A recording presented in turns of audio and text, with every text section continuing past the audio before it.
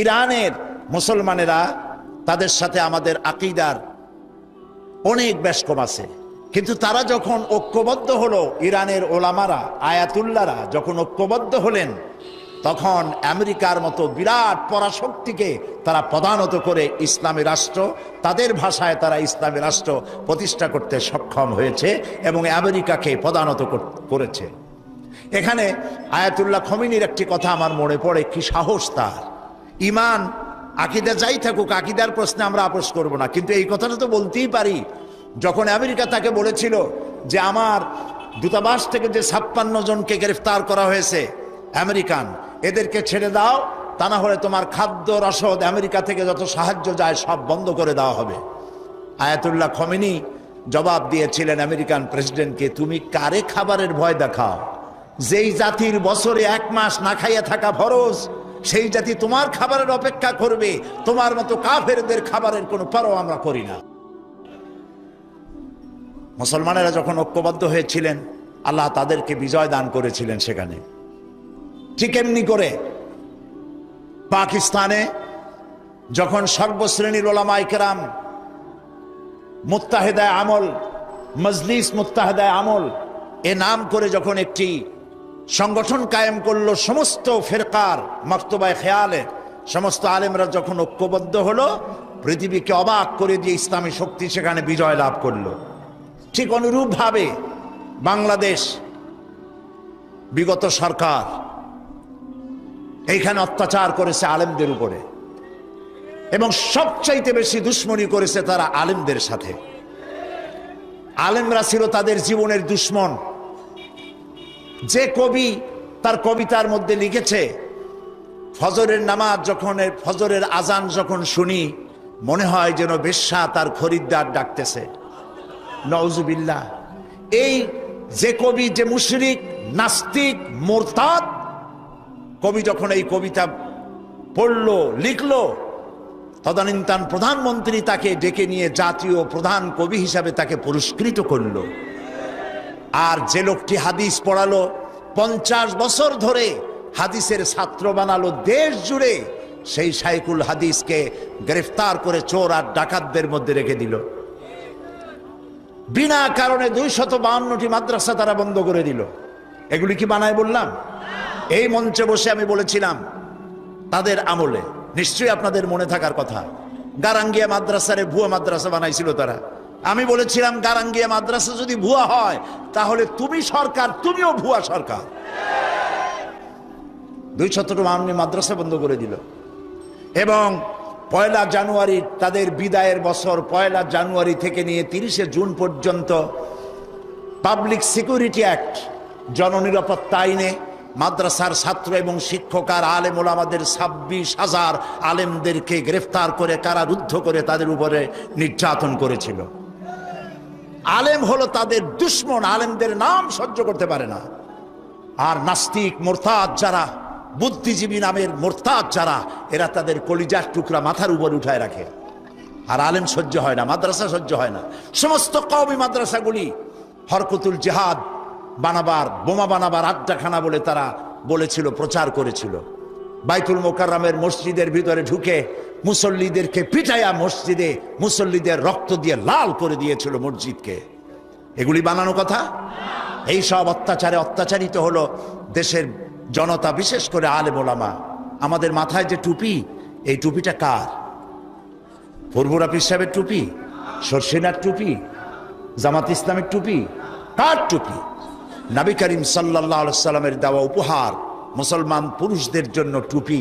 সেই টুপিকে কুত্তার মাথায় পরিয়ে পোস্টার ছেপে শহরে বন্দরে সর্বত্র তারা ছড়িয়েছিল। সেই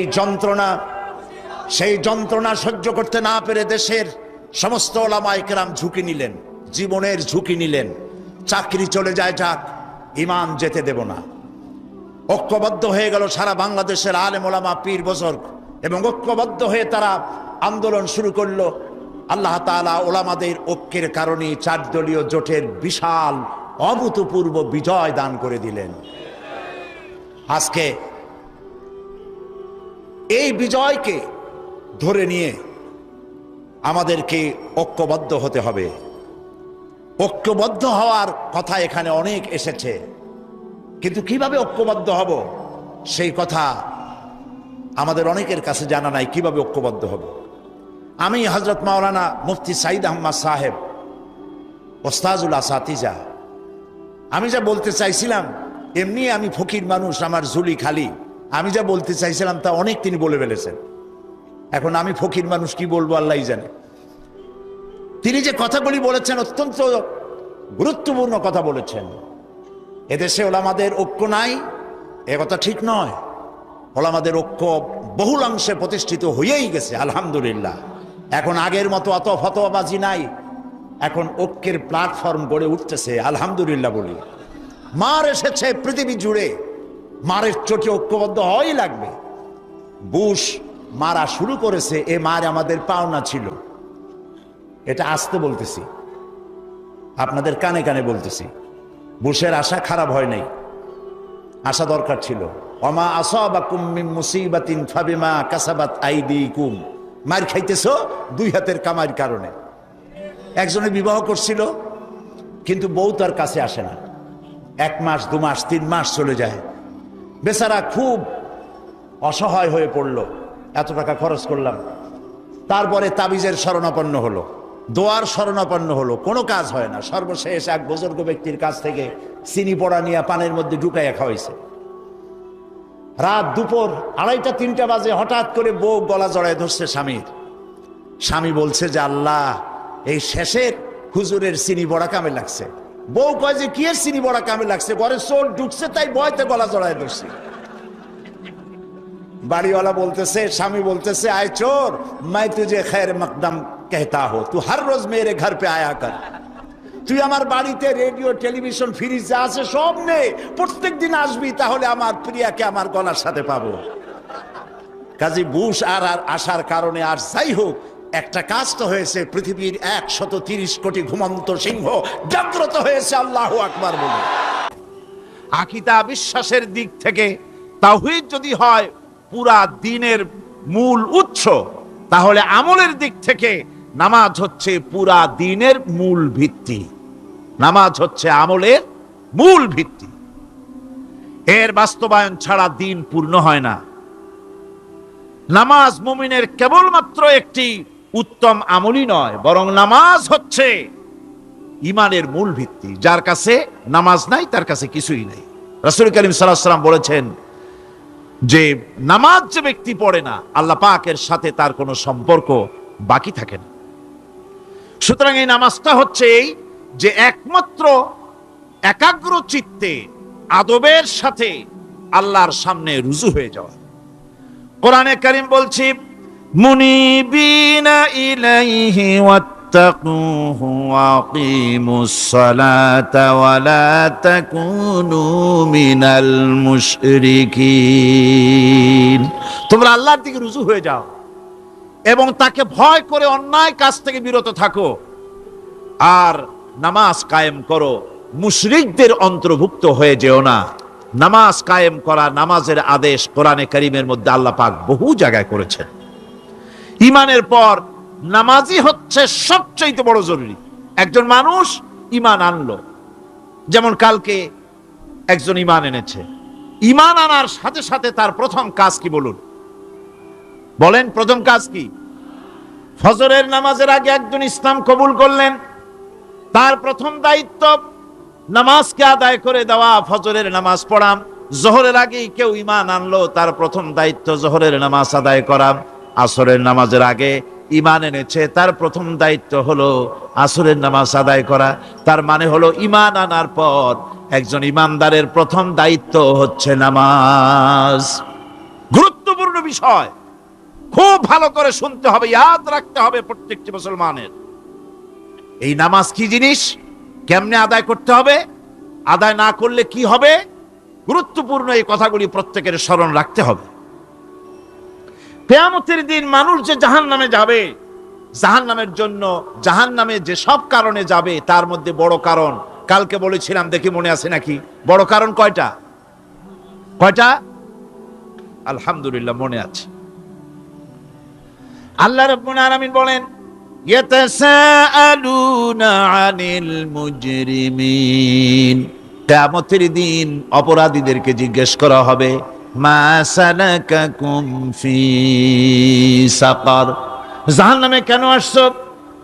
জবাবে তারা বলবে, ক্বালু লাম নাকু মিনাল মুসাল্লিনা ওয়া লাম নাকু নুতঈমুল মিসকিন, নামাজ পড়ি নাই আর এতিম মিসকিনদের খেতে দেই নাই, এই কারণেই জাহান্নামে এসেছি। কল নাউযুবিল্লাহ। নামাজ যারা পড়বে না জাহান্নামে যেতে হবে। কোথায় যেতে হবে? আকীদাগত দিক থেকে ঈমান হলো তাওহীদের স্বীকৃতি, আর আমলের দিক থেকে নামাজ হচ্ছে তাওহীদের বহিঃপ্রকাশ। আপনি মুসলমান তা প্রমাণ হবে নামাজ দিয়ে। নামাজহীন ঈমানের দাবি মূল্যহীন। যার নামাজ নাই তার ঈমানের দাবি করার কোনো মূল্যই নেই। অনেক এরকম কথা বলে, হুজুর আমি মানুষটা নিতান্ত খারাপ না, যাই মনে করেন, গ্রামে রাস্তা বানাইছি, ব্রিজ করে দিয়েছি, কালভার্ট করেছি, এতিম মিসকিনরে তাও মাঝে মধ্যে খাবার দেই, বিধবারে কাপড় চোপড় দেই, মানুষটা আমি নিতান্ত খারাপ না, তবে এই মাঝে মধ্যে একটু নামাজ পড়ি না, তাতে কি আমার ঈমান নষ্ট হয়েছে নাকি? আমি বলি, ভাই ঈমানই তো নাই, নষ্ট হবে কি? ঈমান থাকলে না নষ্ট হবে? ঈমান নাই। সুতরাং একজন মুসলমান যদি নামাজ না পড়ে, নিজেকে মুসলমান বলে দাবি করার কোনো হক তার নাই, দাবি করার অধিকার নাই। নামাজ হচ্ছে জিন্দেগি, নামাজটাই মূলত জিন্দেগি। নামাজটা কি? জিন্দেগি। আল্লাহ রাব্বুল আলামিন শিখাচ্ছেন, কুল ইন্না সালাতি ওয়া নুসুকি ওয়া মাহইয়ায়া ওয়া মামাতি লিল্লাহি রাব্বিল আলামিন। মুহাব্বতের সাথে সবাই পড়েন, কুল ইন্না সালাতি ওয়া নুসুকি ওয়া মাহইয়ায়া ওয়া মামাতি লিল্লাহি রাব্বিল আলামিন। বলো আমার নামাজ, বলো আমার নামাজ, আমার কোরবানি, আমার হায়াত, আমার মত সবকিছুই আল্লাহ রব্বুল আলামিনের জন্য নিবেদিত। আমার বেঁচে থাকা, আমার মরে যাওয়া সব আল্লাহর জন্য। সে আল্লাহ রব্বুল আলামিন, তার জন্য সবকিছু নিবেদিত করতে হবে। আল্লাহ পাকের গোলাম আমাদের বানিয়েছেন, আল্লাহ আমাদের গোলামি করা লাগবে। আর গোলামির নমুনা যাকাত দিয়া, হজ দিয়া, দান দিয়া, সদকা দিয়া, কোন জিনিস দিয়ে নামাজের মতো গোলামির উৎকৃষ্ট প্রমাণ বা নমুনা আর কিছুতে নাই। আমি যে গোলাম তার উৎকৃষ্ট প্রমাণ হচ্ছে নামাজ। নামাজেই একটা মানুষ গোলামির অনুভূতিতে তাকে নিয়ে যায়। বাদশাহ হোক, মন্ত্রী হোক, পীর হোক, মৌলানা হোক, মুহাদ্দিস হোক, বড় লোক হোক, গরিব হোক, পুরুষ হোক, নারী হোক, যাই হোক, নামাজে দাঁড়াইলো, একেবারে কান্ডারে ধরিয়া কানের কাছে হাত দিয়া, হাত দুটো বাঁধিয়া মাথা নিচের দিকে দিয়ে দাঁড়ায় গেল। কিসের মতো? আসামির মতো, গোলামের মতো। সুবহানাল্লাহ। এদিক ওদিক তাকাইতে পারবা না, চোখটা থাকবে সেজদা যেখানে দিবা সেখানে। তাকানো নিষেধ, সেজদার দিকে তাকাও। এরপরে যখন রুকুতে গেলেন, গোলামের নমুনা হয়ে গেল। গোলামের এরকম মাথা নিচু করে থাকতে হয় প্রভুর সামনে। গেলেন, রাজা, বাদশাহ, বড় লোক, সব অহংকার চূর্ণ হয়ে গেল। নাক আর কপাল দিয়া আমার মাবুদের দরবারে মাথাটা লাগাই দিলাম জমিনের উপরে। সুবহানাল্লাহ। আমি আমার ভাষায় বলি, আমি আমার ভাষায় কথাটা এভাবে বলি, এই জমিনটা যদি কাগজ হয় আর আমার নাকটার কপালটা যদি কলম হয়, তাহলে আমি যে গোলাম দৈনিক 5 বার আমার নাক আর কপাল দিয়া জমিন নামক কাগজের উপরে, দাস খতের উপরে দৈনিক 5 বার নাক আর কপাল দিয়া সই করে দেই, আল্লাহ আমি তোমার গোলাম আর কারো গোলাম নই। আমি একমাত্র তোমার গোলাম। ঘুমের থেকে উঠে সেজদা দিয়ে বলি, দুপুরের সময় কাজ ফালাইয়া আর একবার বলি, বিকেল আসার আগে আসরে আর একবার বলি, দিন যখন শেষ হয় আর একবার বলি, রাতে যখন শুতে যাই আর একবার সেজদা দিয়া ঘোষণা করি, মাবুদ আমি তোমার গোলাম। সুবহানাল্লাহ। নামাজ হচ্ছে ইসলামের গণ্ডির মধ্যে প্রবেশের প্রমাণ। কোরআনে কারীম বলছে, ফাইন তাবু ওয়া আকামুস সালাতা ওয়া আতাউজ যাকাতা ফাইখওয়ানুকুম ফিদ্দীন।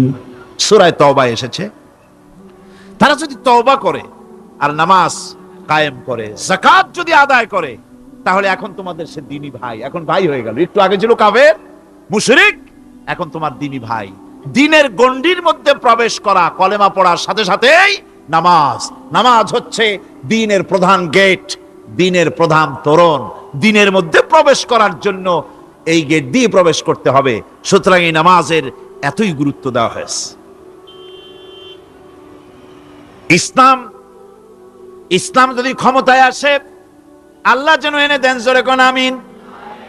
ইসলাম যদি ক্ষমতায় এসে যায়, রব্বুল আলামিন তাফসীরে মাহফিল কোরআন সামনে নিয়া আশা করে তোমার দরবারে দোয়া করি, এই বিশাল জনসমুদ্রের দোয়া কবুল করো মাবুদ গো, এই বাংলাদেশকে ইসলামের দেশ বানাইয়া দাও। দেশটা যদি ইসলামের হয়ে যায়, আইন যদি আল্লাহর হয়, শাসন যদি সৎ লোকেরা করে, রব্বুল আলামিন কোরআন শরীফে বলেন, তাহলে তারা 4টা কাজ করবে। আল্লাযীনা মাক্কান্নাহুম ফিল আরদ আকামুস সালাতা ওয়া আতাউজ যাকাত ওয়া আমারু বিল মা'রুফি ওয়া নাহাউ আনিল মুনকার। মুমিনেরা ক্ষমতায় এসে প্রথম যে কাজটা করবে, প্রথমে ক্ষমতায় এসেই নামাজ বাধ্যতামূলক করবে। প্রথম কি?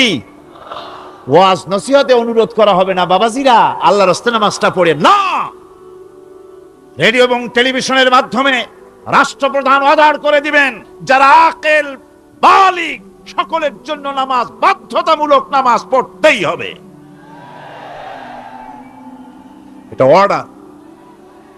বেলা যখন 1টা বেজে যাবে, বেলা যখন 1টা বাজবে, সমস্ত মসজিদে আজান শুরু হয়ে যাবে। আজানের সাথে সাথে অফিস, আদালত, কল কারখানা, ক্ষেত খামার, শিক্ষাঙ্গন সব ডেডলক হয়ে যাবে। আধা ঘন্টার জন্য বন্ধ হয়ে যাবে। যারা মুসলমান অফিসে, কলেজে, ইউনিভার্সিটিতে, সর্বত্র তারা নামাজের জন্য প্রস্তুতি নেবেন। আধা ঘন্টার ভিতরে নামাজ আর খানা সেরে আবার কলেজ চলবে, বিশ্ববিদ্যালয় চলবে, কল চলবে, কারখানা চলবে, ক্যান্টনমেন্ট চলবে, সেক্রেটারিয়েট চলবে, সব আপন গতিতে চলতে থাকবে। আল্লাহর রহমত, বরকত আকাশ ফেরে নাজিল হয়ে যাবে। আর এই অর্ডার যে দেওয়া হবে, নামাজ পড়বেন সেখানে। থানায় যখন আজান হবে, থানায় আজান হয়ে গেছে, থানার স্টাফ, পুলিশ যারা আছে, জামাতে খাড়া হয়ে যাবে, ইমামতি করবেন ওসি সাহেব। এসপির অফিসে এসপি সাহেব ইমামতি করবেন, ডিসি সাহেব তার অফিসে ইমামতি করবেন, মন্ত্রী সেক্রেটারিয়েট ইমামতি করবেন, প্রেসিডেন্ট বঙ্গভবনে ইমামতি করবেন, বিশ্ববিদ্যালয়ের ভাইস চ্যান্সেলরের ইমামতিতে সে জায়গার মুসলমান ছাত্র ছাত্রী, শিক্ষক শিক্ষয়িত্রী এক জামাতে নামাজ আদায় করবে। এই যদি হয়, চিত্র দেশের অপরাধ থাকবে। থানায় ওসি সাহেব নিজেই যদি জামাতের ইমামতি করেন, এইভাবে নামাজ আদায় করেন, পুলিশদের নিয়ে জামাতে, ঘুষ আর খাবে তারা? এসপি সাহেবের অফিসে, ডিসি সাহেবের অফিসে মন্ত্রীরা যদি ভাবে নামাজ কায়েম করে,